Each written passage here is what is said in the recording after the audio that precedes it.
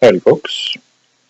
Currently down in my basement, going through all the boxes, going through a bunch of stuff I haven't used or played with in years.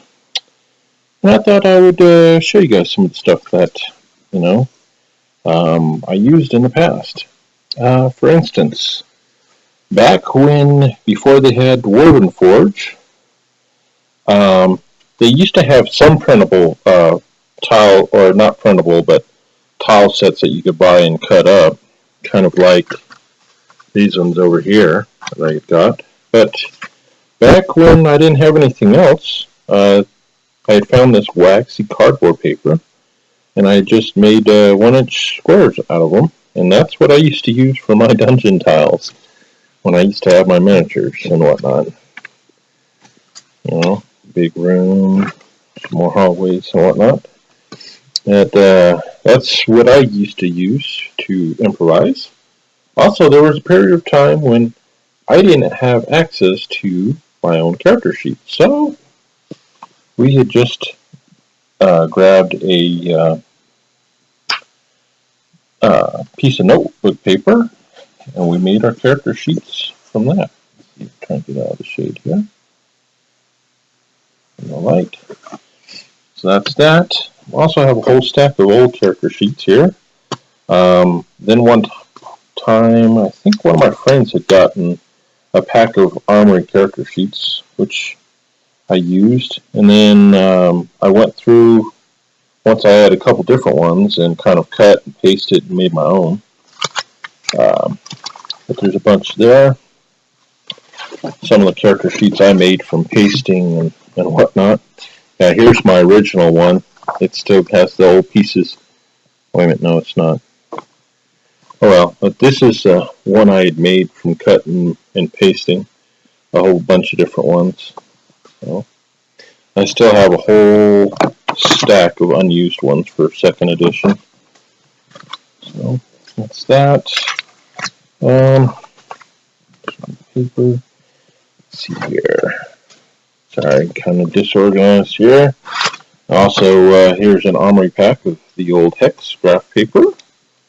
I haven't used much out of it. It's almost intact. It's got the small side on one side and the larger on the other. Got that. Here's a note from one of my friends I've lost contact with. Hopefully I'll eventually find him. This came from one of my friends that came to see me in Los Banos by the name of Brad Adams. He sent me this with 3 miniatures. I should have dug those out so you could see the 3 miniatures. He had painted them, and he sent me this for my birthday. Beware of Ancient Chinese Curse. It's either may you live in interesting times or happy birthday, I forget which. Yeah. Hopefully one day I'll get in touch with him. Last time I had talked with him, he was living in, I think, Columbus, Ohio. Brad Adams. Yeah, hopefully if you see this, Brad, you'll get in contact with me, or if any of you know him. He plays all kinds of games. He was a pretty good dungeon master himself. Another thing I wanted to show you is I went to a convention one time. It was Origins, back when they had it in San Jose, California. I think it was in 93, I'm thinking. Anyhow, I still have my 2 adventures I ran for the RPGA. Spirits of the Night, which honestly, I don't remember what that one was about or how it went, by Don Weatherby. And then the other one that I ran is A Snowball's Chance by Gene Raby. And this one I do remember quite fondly running it. I think I ran this one 2 or 3 times during that convention. And everyone had a blast with that adventure. So I think I'll have to dust that off, maybe convert it to 5th edition. And you know, one thing I've wondered is all these adventures that were put out by the RPGA years and years ago, where are they at? Is there a database where you can find these old adventures? Some of them were really cool. As a matter of fact, I remember there was one adventure they were running. The coordinator was trying to get me to play in it, and I could not squeeze in the time. And it was where everyone took on the form of role-playing an intelligent weapon for an adventure. And I had heard a lot of people enjoyed it. I don't know what the name of it was. I wish I still had the catalog of that convention. But it always makes me wonder where all those adventures went, and if there's a place where they're at, so they're not lost forever in time.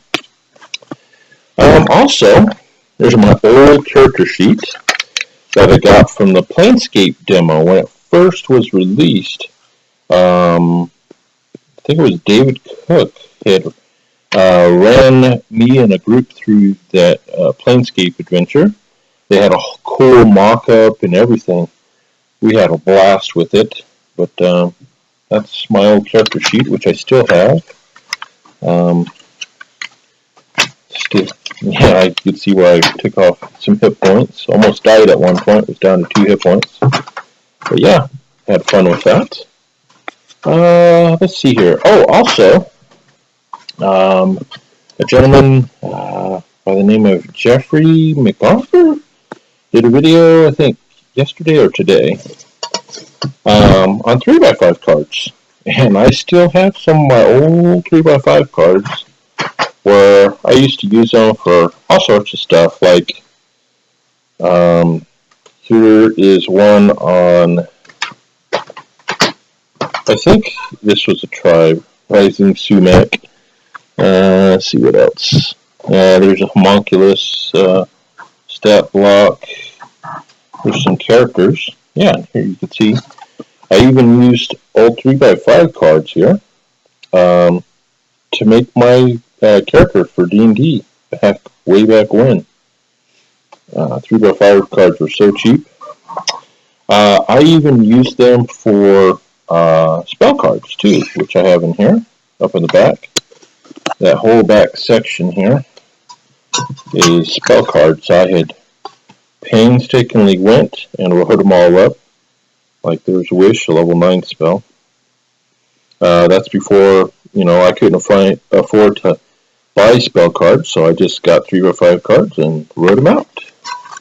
So I'd have them whenever I need them. So it's those. Over here, I have some manual or some folders where years ago I made some adventures with maps and the write-ups and stat blocks and everything. Got that one.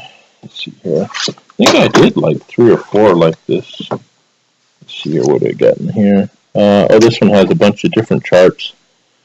This one is a spell succession chart with varying effects like reverse effect, delayed effect, different types of effects and whatnot. I honestly don't remember too much about it.